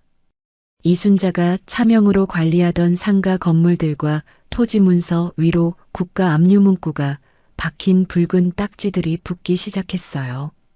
구청 직원들이 복도에 서서 그 광경을 멍하니 바라봤습니다. 이순자 사무실 서랍이 열리고 서류들이 쏟아져 나왔어요. 30년 동안 쌓아온 비자금 증거들, 부패한 공직자들과 연결된 커넥션들이 모두 한꺼번에 드러났습니다. 한편 남편 최진규의 대기업 회사 사무실에는 비자금 특수검사팀이 들이닥쳤어요. 진규는 자기 자리에 앉아 있다가 감사팀이 사무실 문을 열고 들어오는 순간 얼굴이 하얗게 됐습니다. 부모의 비자금 세탁에 명의를 빌려주고 회사 자금을 빼돌린 정황이 드러났어요. 검사팀장이 남편 최진규 앞에 서류를 내밀었습니다. 최진규 씨, 내일 오전까지 출석해 주셔야겠습니다. 진규가 서류를 받아들며 손이 떨렸어요. 얼굴에서 핏기가 빠지고 놀라서 당황했습니다. 그런데 그 눈빛이 곧 달라졌어요. 아버지한테 전화 한 통하면 해결된다고 생각하는 눈빛이었습니다. 저는 그 장면을 화면으로 보며 입술을 꾹 다물었어요. 진규야, 너의 아버지가 지금 너를 구해줄 생각이 없다는 걸 너는 아직 모르는구나. 그 사실을 알게 되는 날 네가 어떤 선택을 하게 될지 나는 이미 알고 있었습니다. 그 시각 최미진은 백화점 주차장에서 진규 차 트렁크를 열고 있었습니다. 시어머니 이순자가 수사관에게 잡혀가는 것을 보자마자 몸을 빼서 달려온 거였어요. 트렁크 안에 남편 최진규 개인 금고가 있었습니다. 번호를 눌렀어요. 열렸습니다. 안에 금괴가 있었어요. 최미진이 가방에 쑤셔넣기 시작했습니다. 그런데 주차장 입구 쪽에서 발소리가 났어요. 제복을 입은 경찰들이었습니다. 김동민 아저씨가 미리 배치해둔 경찰들이었어요. 최미진 씨 멈추세요. 그리고 손 올리세요. 최미진이 가방을 쥔 채 굳어버렸습니다. 금괴가 가방 안에서 무겁게 쳐져 있었어요. 상간녀 최미진은 최진규의 금고에 보관되어 있던 금괴를 전부 털어서 도망가려고 했는데 결국 절도 현행범으로 체포되었습니다. 저는 이 모든 장면을 화면으로 보고 있었어요. 노트북 화면이 여러 개로 나뉘어 각 장소의 상황을 보여줬습니다. 이순자, 최미진 동시에 무너지고 있었어요. 최진규는 아직 자기 차례가 남아 있었습니다. 저는 자리에서 일어섰어요. 지하 창고 형광등이 윙윙거렸습니다. 아버지가 계단 위에서 내려다보고 계셨어요. 저는 고개를 들어 아버지를 봤습니다. 아버지가 낮게 말씀하셨어요. 잘했다, 은정아. 그 나쁜 사람들 이제 하나둘씩 처벌받는 거니? 저는 고개를 저었습니다. 아니요, 아빠. 아직 끝나지 않았어요. 아직 한 발 남았어요. 시아버지, 가장 강력한 권력을 가진 최태준, 저희 친부모님을 돌아가시게 만든 최고의 권력을 가진 사람이 남아 있었습니다. 그 시각 장관 후보자로 지명되었던 최태준은 자택 서재에서 보좌관을 불러 앉혀놓고 성명서를 쓰고 있었어요. 이순자의 몰락을 아내 개인의 잘못으로 돌리는 내용이었습니다. 30년을 함께한 아내를 꼬리 자르듯 버리는 글이었어요. 자신은 살아남으려고 한 것이죠. 그러면서도 얼굴에는 여유가 있었습니다. 청문회만 넘기면 된다고 믿는 사람의 얼굴이었어요. 김동민 아저씨가 제 옆에 서서 말했습니다. 은정아, 저 사람한테 가짜 첩보를 흘려야 해. 국정원 수사가 절차상 지연되고 있다는 정보야. 저 사람이 방심하고 청문회장에 올라오게 해야 해. 청문회를 통과하면 아내의 잘잘못을 떠나서 자신은 장관이 될 수도 있다고 생각하게 만들어야 해. 저 사람이 장관이 되어버리면 연결되어 있는 커넥션들이 움직여서 더 이상 수사가 진행이 안 될 수도 있어. 그러면 우리가 역으로 공격당할 수 있다고. 저는 고개를 끄덕였어요. 최태준이 방심해야 했습니다. 그래야 청문회장에서 도망치지 않았어요. 저는 자리에 앉았습니다. 그러고는 김동민 아저씨가 건네준 출입증을 집어들었어요. 국정원 수사 공조관 출입증이었습니다. 청문회장 안까지 들어갈 수 있는 출입증이었어요. 차갑고 단단한 플라스틱 감촉이 손바닥에 닿았습니다. 아저씨가 말했어요. 은정아, 이게 내 아버지와 어머니, 그리고 양어머니의 한을 풀 마지막 무대야. 저는 출입증을 손에 쥔 채 일어섰습니다. 사흘 뒤였어요. 전 국민이 보는 장관 후보자 임명 청문회장. 그 자리에 저도 서게 될 겁니다. 최태준은 그날 그 자리에서 처음으로 저를 제대로 보게 될 거였어요. 사흘이 지났습니다. 청문회 날 아침이었어요. 저는 새벽 5시에 눈을 떴습니다. 잠을 잔 건지 안 잔 건지 모를 밤이었어요. 아버지 시골집 안방 천장을 보며 누워 있었습니다. 창문 너머로 먼동이 트고 있었어요. 저는 자리에서 일어났습니다. 세면대 앞에 섰어요. 거울 속 제 얼굴을 봤습니다. 뺨의 자국은 이미 가라앉았어요.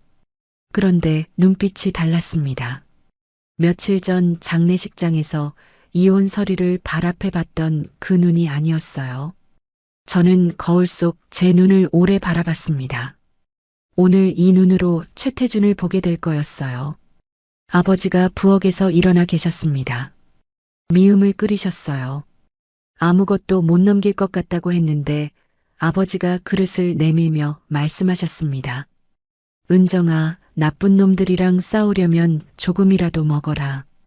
밥심으로 싸워서 이겨내야지. 저는 아버지의 말을 듣고 숟가락을 들었어요. 따뜻한 미움이 목구멍을 넘어갔습니다. 아버지가 맞은편에 앉아 저를 보고 계셨어요. 아무 말씀이 없으셨습니다. 그 눈빛만으로 충분했어요. 다 먹고 나서 자리에서 일어섰습니다. 옷을 차려입었어요. 단정한 정장이었습니다. 김동민 아저씨가 챙겨준 옷이었어요. 검지 않고 짙은 남색이었습니다. 가슴 주머니에 출입증을 꽂았어요. 국정원 수사 공조요원 박은정. 그 이름이 제 가슴에 붙었습니다. 저는 김동민 아저씨의 도움으로 특별 자격 요건으로 국가정보원 소속 임시 직원으로 인정받았습니다. 옷을 여미며 며칠 전 일이 떠올랐어요. 청문회 이틀 전 김동민 아저씨가 비밀 안전 가옥으로 저를 불렀습니다. 그곳에는 남편 최진규가 와 있었어요. 진규는 작은 방 구석에 앉아 있었습니다. 며칠 새 얼굴이 많이 상해 있었어요.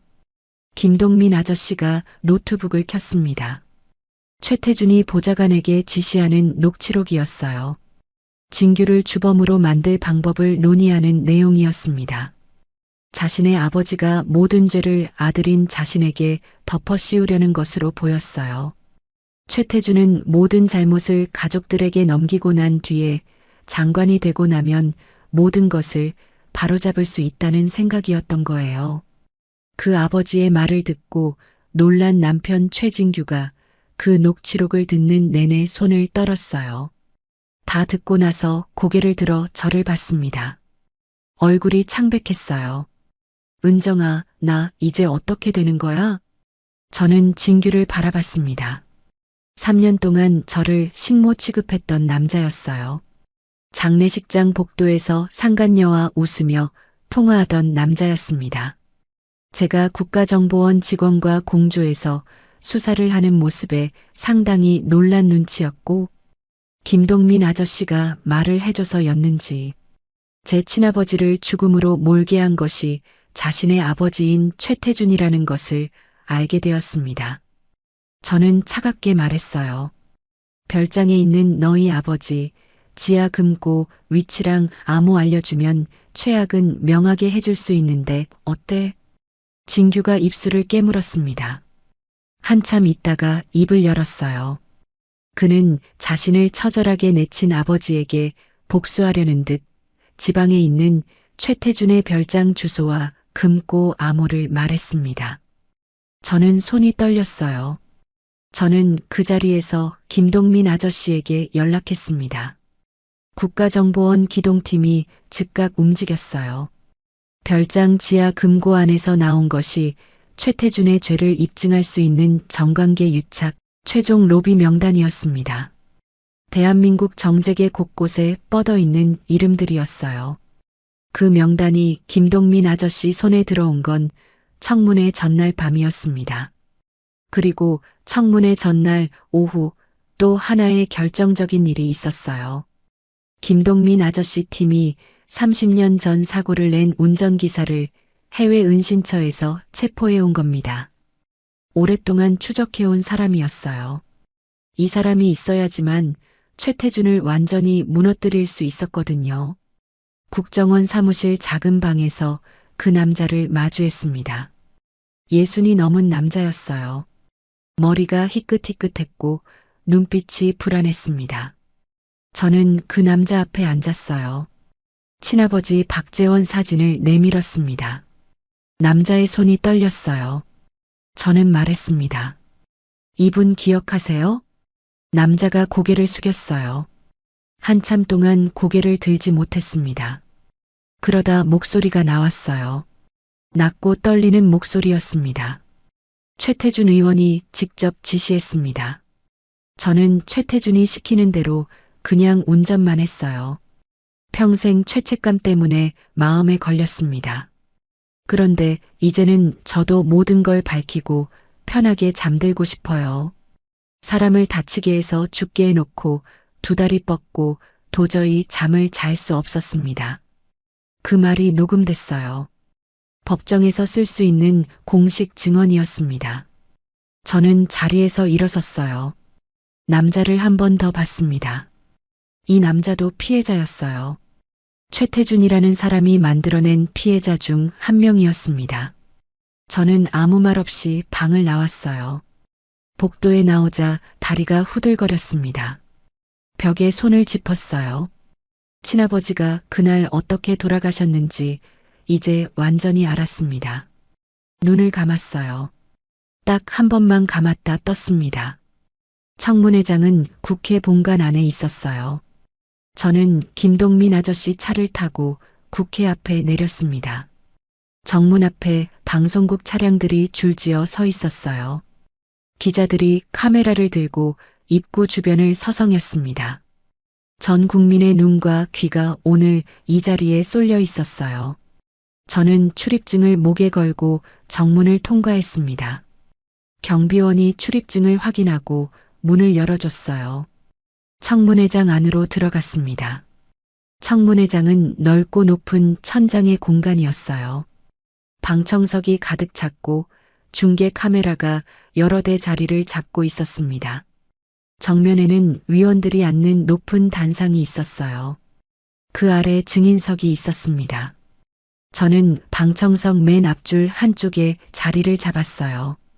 아직 최태준은 들어오지 않았습니다. 저는 손을 무릎 위에 올려놓았어요. 손끝이 차가웠습니다. 귀 속 이어폰에서 김동민 아저씨 목소리가 들렸어요. 은정아, 최태준 지금 입장한다. 측면 문이 열렸습니다. 최태준이 들어왔어요. 검은 정장에 국회의원 배지를 달고 있었습니다. 변호인들이 양옆을 따랐어요. 최태준 얼굴에는 여유가 있었습니다. 국정원 수사가 지연되고 있다는 가짜 첩보를 믿은 탓이었어요. 저를 보지 못했습니다. 당연했어요.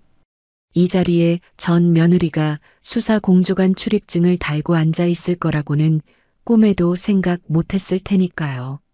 최태준이 증인석에 앉았습니다. 카메라 불빛이 그 얼굴을 향했어요. 청문회가 시작됐습니다. 최태준은 능숙했어요. 야당 의원들의 질문을 노련하게 받아쳤습니다. 이순자 비자금 사태에 대해서는 자기는 전혀 모르는 일할이며 아내 개인의 잘못이라며 아내를 단속하지 못한 것에 대한 부분에 사죄를 드린다고 고개를 숙였어요. 눈물까지 글썽이는 것 같았습니다. 방청석 여기저기서 웅성거리는 소리가 났어요. 저는 그 모습을 바라봤습니다. 그는 30년 동안 저렇게 살아온 거였어요. 카메라 앞에서 눈물을 만들어내는 사람. 그 눈물 뒤에서 사람을 없애온 사람. 자신에게 도움이 안 되면 칼같이 가족이라도 내치는 사람이었어요. 손끝이 더 차가워졌습니다. 청문회가 중반을 넘어가던 순간이었어요. 김동민 아저씨가 위원장에게 서류를 전달했습니다. 미리 협의된 절차였어요. 위원장이 서류를 받아들고 마이크를 잡았습니다. 모두 주목해 주세요. 지금 국가정보원으로부터 수사 자료가 제출됐습니다. 증거를 공개하겠습니다.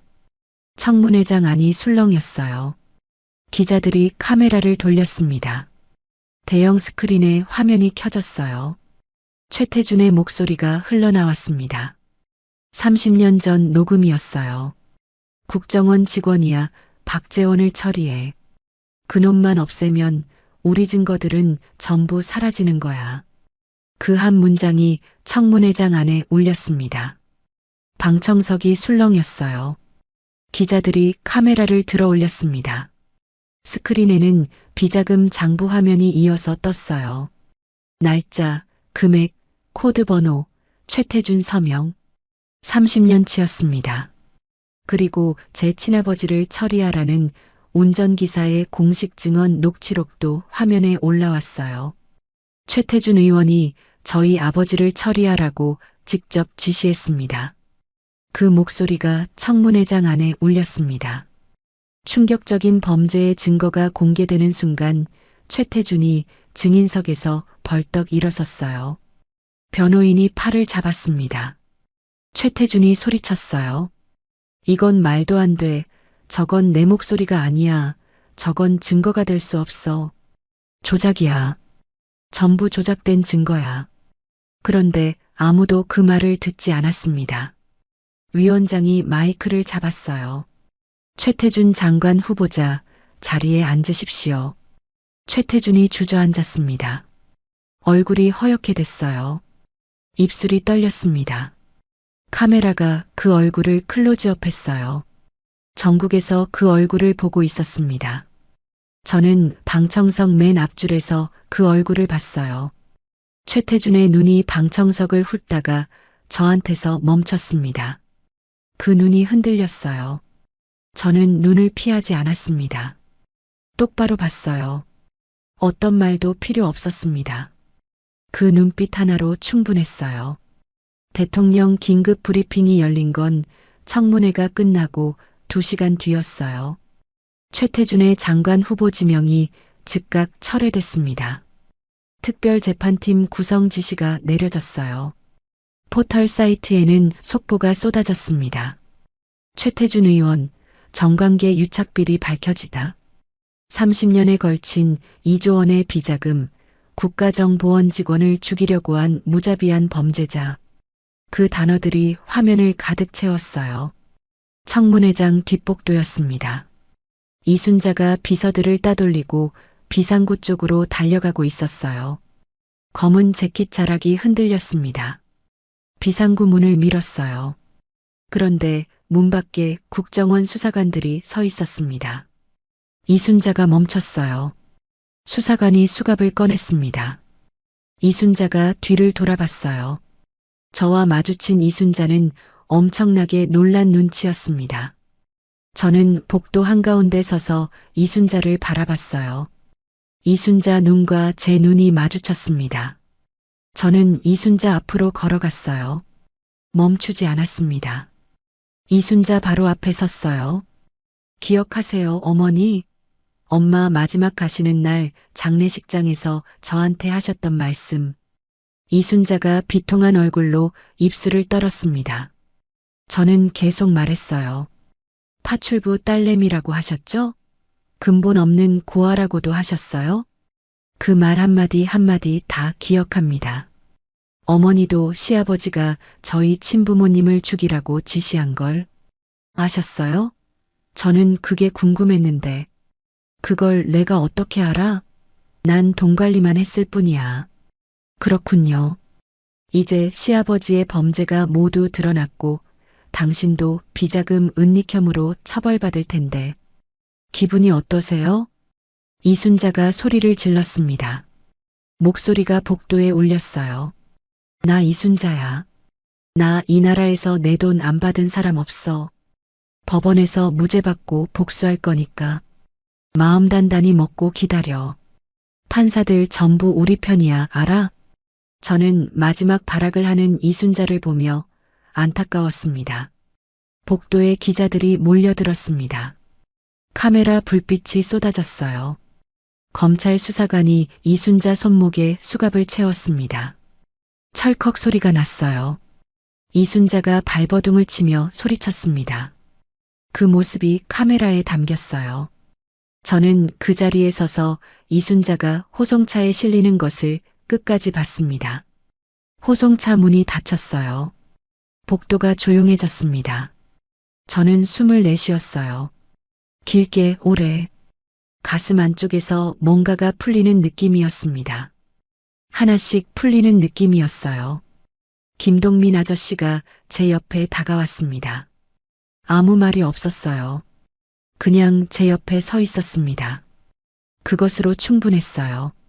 그날 저녁 국회의원직 박탈 안건이 여야 합의로 가결됐습니다. 최태준의 모든 면책 특권이 사라졌어요. 로비 명단이 공개되면서 명단에 이름이 올라있던 변호사들이 직접 수사 대상으로 통보받았습니다. 변호사협회 차원의 조사도 시작됐어요. 결국 변호인단 전원이 사임서를 냈습니다.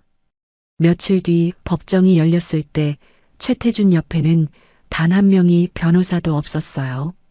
푸른 수의를 입고 포승줄에 묶인 채 피고인석에 앉은 최태준이 저를 봤습니다. 저는 방청석 맨 앞줄에 앉아 있었어요. 눈을 피하지 않았습니다. 최태준이 먼저 고개를 돌렸어요. 재판장이 선고를 읽었습니다. 무기징역이었어요. 방청석에서 탄성이 터졌습니다. 저는 아무 소리도 내지 않았어요. 그냥 앉아서 들었습니다. 무기징역. 그 네 글자가 귓속에서 울렸어요. 한 번도 보지 못했지만 국가정보원에서 기밀을 다루다가 돌아가신 저희 친아버지 박재원, 그리고 친엄마 가리고 양어머니 세 분의 이름을 속으로 불렀습니다. 어머님, 아버님 하늘에서 보고 계시죠? 동민 아저씨 덕분에 이렇게 부모님 원한을 풀 수 있게 되었어요. 부모님 다치게 한 죄는 평생 감옥에서 뉘우치며 살게 될 거예요. 그리고 이렇게 제가 올바르게 자랄 수 있도록 좋은 양부모님을 만날 수 있게 해줘서 고마워요. 저는 눈을 지그시 감고 쏟아져 나오는 눈물을 참고 글썽이기만 하면서 한 번 감았다 떴어요. 그렇게 한 번도 보지 못한 친부모님의 원수에게 복수를 하고 많은 시간이 흘렀습니다. 가을이었습니다. 햇살이 따뜻하게 내려앉는 오후였어요. 저를 30년 넘게 키워주신 양어머니 묘소는 시골 마을 뒷산 중턱에 있었습니다. 올라가는 길에 억새가 흔들렸어요. 바람이 불었습니다. 저는 국가정보원에서 부패와 비리를 척결하는데 도움을 주었다는 대통령 특별공로 훈장을 손에 들고 그 길을 걸어 올라갔어요. 옆에는 아버지가 계셨습니다. 아버지 걸음이 예전보다 가벼워져 있었어요. 허리도 조금 펴진 것 같았습니다. 건강이 많이 나아지셨어요. 저를 키워준 양어머니 묘소 앞에 도착했습니다. 저는 꽃다발을 내려놓았어요. 향기로운 국화였습니다. 그 옆에 훈장을 조심스럽게 내려놓았어요. 엄마 받으세요. 목 안쪽이 뜨거워졌습니다. 꾹 눌렀어요. 아버지가 묘비 앞에 무릎을 꿇으셨습니다. 손을 모으셨어요. 한참 동안 아무 말씀이 없으셨습니다. 바람이 불었어요. 억새가 흔들렸습니다. 아버지가 묘비를 손바닥으로 쓸어내리셨어요. 거칠고 굵은 손이었습니다. 평생 청소부 일을 하며 갈라진 그 손이었어요. 그 손이 묘비 위에서 멈췄습니다. 저는 아버지 뒷모습을 바라봤습니다. 힘없는 노인의 모습이었는데 평생 저를 위해 허리가 굽은 모습이었습니다. 노동일을 오랫동안 하셔서 몸이 안 좋으셨어요. 저를 키워준 부모님들 때문에 저는 눈물이 나왔어요. 이번엔 참지 않았습니다. 그냥 흘렸어요. 소리 없이 흘렸습니다. 아버지가 자리에서 일어서며 저를 돌아봤어요. 눈가가 붉었습니다. 아버지가 제 어깨를 감싸 안으셨어요. 한참 동안 그러고 계셨습니다. 우리 딸 장하다. 어느새 이렇게 다 커서 무시무시한 사람들을 상대로 잘 싸워서 이겨냈구나. 묘소를 내려오기 전 저는 잠깐 자리를 비웠어요. 아버지 시골집으로 돌아가 옷을 갈아입었습니다. 국가정보원 정복이었어요. 짙은 감색 정복에 공로 훈장 수여 표시가 붙어 있었습니다. 대통령의 훈장으로 저는 제가 원한다면 아버지가 일했던 국가정보원에서 정식 지원으로 일할 수 있는 기회를 받을 수 있었어요. 저는 주저없이 선택했습니다. 친부모님이 걸어가신 길이 권력형 비리를 수사하고 부패한 사람들을 찾아내는 것이었는데 세상을 부패가 없는 공정하고 바른 사회로 만들기 위해서 저도 저에게 주어진 기회를 잡고 싶었습니다. 처음 입어보는 유니폼이었어요. 거울 앞에 섰습니다. 거울 속에 서 있는 사람이 저인지 한 번 더 확인했어요. 2살 때 고아원에 맡겨졌던 아이 파출부 딸내미 소리를 들으며 시댁에서 걸레를 쥐었던 사람, 길바닥에 짐이 내던져지던 날 트럭에 올라탔던 그 사람이 지금 이렇게 나라의 부름을 받고 공직에서 일할 수 있는 요원이 되어 당당하게 서 있었습니다. 어깨를 펴자 국정원 내에서 입는 유니폼 정복 어깨선이 반듯하게 잡혔어요. 저는 거울 속 제 눈을 한번 봤습니다. 그러고는 문을 열고 나왔어요. 그 무렵 시아버지 최태주는 의원직이 박탈되어 일반인 신분으로 교도소로 이송됐습니다. 무기징역 선고가 확정됐어요. 특별재판부는 비자금 2조 원 전액을 범죄 수익으로 규정하고 국가 환수 절차에 착수했습니다. 이순자는 징역 15년과 전 재산 추징을 선고받았어요. 선고가 내려지던 날 법정에서 마지막으로 소리를 질렀습니다. 내가 누군지 알아? 이 재판 전부 조작된 거야.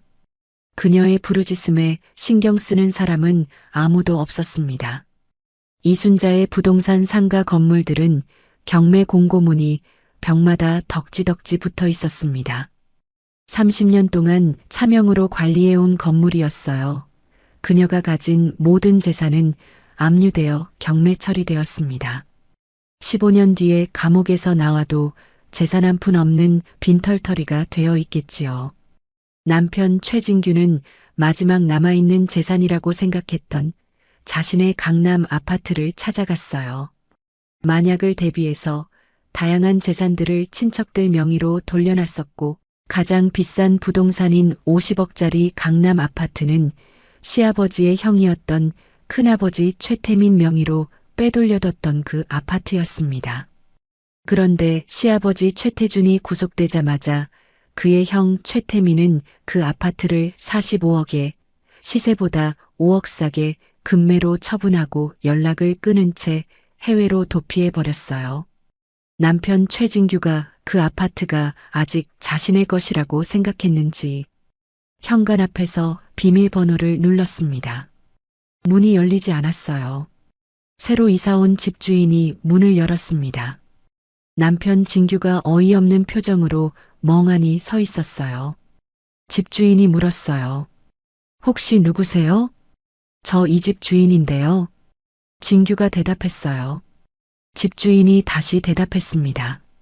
무슨 소리예요? 제가 이 집을 산 지 일주일이나 됐는데요. 시세보다 싸게 나와서 얼른 사서 계약하고 일주일 전에 잔금 치르고 이사 왔어요. 한번 다시 가서 확인해 보세요. 집주인이 인상을 찌푸리며 문을 닫아버렸습니다. 마지막 남은 50억대의 아파트를 자신의 큰 아버지가 팔아버리고 도망쳤다는 사실을 깨달은 남편 최진규가 그 자리에 주저앉았어요. 길바닥이었습니다. 신용불량자가 된 진규는 낡은 고시원 방에서 컵라면 하나로 끼니를 때웠어요.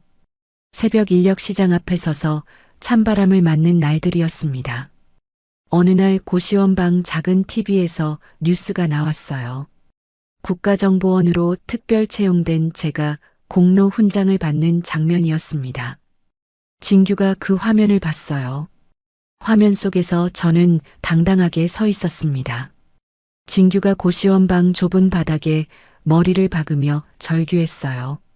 남편이 저를 버린 것을 후회하고 있는지는 모르겠지만 고통스런 현실 앞에서 자신의 잘못을 뉘우치고 있을 거예요.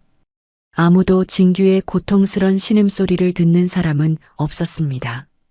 저는 그날 이후 국가정보원 신분으로 김동민 아저씨와 함께 한 번도 본 적 없는 친아버지와 어머니의 산소에 갔습니다. 30년 동안 자신의 동료였던 김동민 아저씨가 관리해 주어서 양지 바른 곳에 묻혀 있었습니다. 국화꽃을 놓아드리고 부모님께 절을 했습니다. 한 번도 본 적은 없지만 저를 낳아주신 부모님께 인사를 드리러 왔습니다. 부패한 권력에 맞서려다가 억울하게 돌아가신 부모님을 추모하며 그렇게 동민 아저씨와 함께 집으로 돌아왔습니다. 따뜻한 봄 바람이 불어왔습니다. 저를 낳아주신 친부모님이 대답해 주시는 것 같았어요. 여러분, 오늘 이야기 어떻게 들으셨나요? 평생을 헌신하신 부모님의 사랑이 결국 주인공을 지키는 가장 강력한 무기가 되었다는 사실이 가슴 먹먹한 여운을 남깁니다.